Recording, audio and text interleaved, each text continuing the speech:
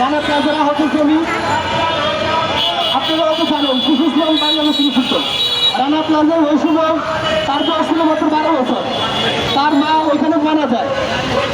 সেই আমাদের ইয়ানুর আপা তার কষ্ট কথা বলবেন, সে এখনো পঙ্গু প্রতিবন্ধী, সে হাঁটাচলা করতে পারে না।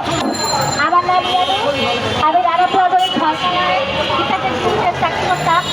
ওখানে আমার মা মারা যায়। আমরা 6 ভাই বোন এখন জীবনযাপন করছি। আমার দাবি, আমি আজকে বয়স কত আমার 25 বছর। আজকে আমার বাবা চাকরি বাকরি করে একটা ভালো ক্যারিয়ার নিয়ে চলার কথা। আজকে আমার যে অবস্থা, দুর্ভিক্ষ অবস্থা, এখানে বৃক্ষর মতো অবস্থা, বৃক্ষ লাগলে যেরকম লাগে আমার সংসারের অবস্থা এরকম। আজকে 11-12 বছর হয়ে যাচ্ছে আমাদের দাবি পূরণের লক্ষ্যে আমরা প্রতি বছরে রানা প্লাজারের সামনে, তারপরে প্রেস ক্লাবের সামনে মানববন্ধন করে থাকি, আন্দোলন করে থাকি। আপনারা প্রেস মিডিয়া যারা আছেন তারা উল্লেখ বা উঠিয়ে ধরেন, কিন্তু আমাদের দাবি কেউ পূরণ করতেছে না কেন? দেশের আইন ব্যবস্থা যদি পরিবর্তনশীল হয়ে থাকে, আবার নতুন করে বাংলাদেশ, নতুন বাংলাদেশ হয়ে থাকে, তাহলে নতুনভাবে চিন্তা ভাবনা কেন নাই? আমাদের জন্য কেন তাদের মায়া নাই? তাদের কোনো আন্তরিকতা নাই? আমরা 11 বছর ধরে ভুগতেছি। আমরা শারীরিকভাবে, মানসিকভাবে, আর্থিকভাবে সব দিকে প্রতিবন্ধী হয়ে রয়েছি। আমাদের চাকরি নাই, আমাদের কারো হাত নাই, পা নাই, অসুস্থ বিছানায় শুয়ে থাকি, আমাদের খাবার নাই। আমরা এইভাবে জীবনযাপন করতেছি, কেন করবো? কেন করবো? এই দেশের সাধারণ জনগণের কাছে আমার প্রশ্ন, আমরা কেন এইভাবে মানবতার জীবনযাপন করবো?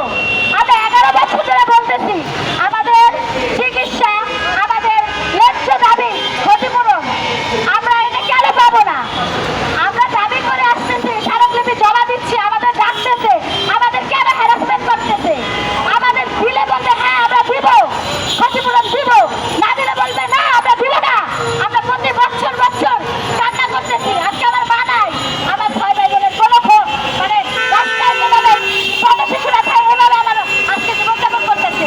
কেন ওরা এভাবে জীবনযাপন করবে? দেশের আইন ব্যবস্থা যদি আমাদের স্বৈরাচারী সরকার যদি আমাদের উপরে অত্যাচার করে থাকে, তাহলে এখন কি হচ্ছে? আমাদের শুরুতে সরকার গঠিত হওয়ার শুরুতে আমাদের ডাকা হয়েছে, আমাদের কথা শোনা হয়েছে, এরপরে আমাদের আশ্বাস দেওয়া হয়েছে। এরপরেও যদি আমাদের আশ্বাস দেওয়ার পরেও আজকে 9 মাস চলে যেতেছে, আমাদের ক্ষতিপূরণ দিচ্ছে না, তার বিষয়ে কোনো আলোচনা নাই। ট্রিটমেন্ট নিতে চাইলে ওই জায়গায় কারসাজি চলছে, ট্রিটমেন্ট নিতে গেলে ওইখানে কথা শুনতে হচ্ছে, ওষুধের খোলা নিয়ে, এটা নিয়ে, সেটা নিয়ে মানুষের হ্যারাসমেন্ট করা হচ্ছে। কেন আমাদের এরকম জীবনযাপন করতে হবে? আমরা কেন এরকম জীবনযাপন